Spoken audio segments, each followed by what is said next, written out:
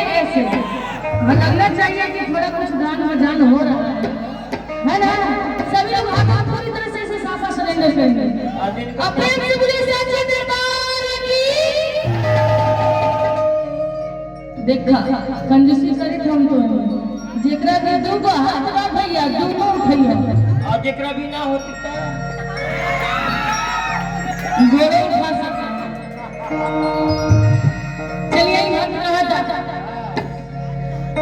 हमने के गांव में एगो बहुत पारंपरिक एगो गीत बा बहुत पुराना जोना हम जोना घर में हमने के माई बहन रही जा ये गीत के जरूर शुरुआत कर ली जब हम कोनो भी शुभ शाम वाह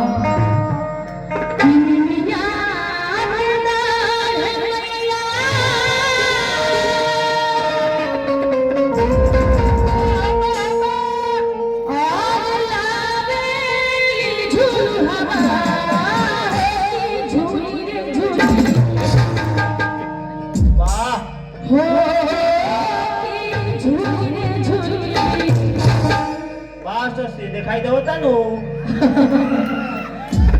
देखिए हमारे जो सत्संगैया बहुत बहुत कमाल के आदमी हैं उनको दिखाई नहीं देता है लेकिन एक बीट अनगित नहीं बजाएंगे।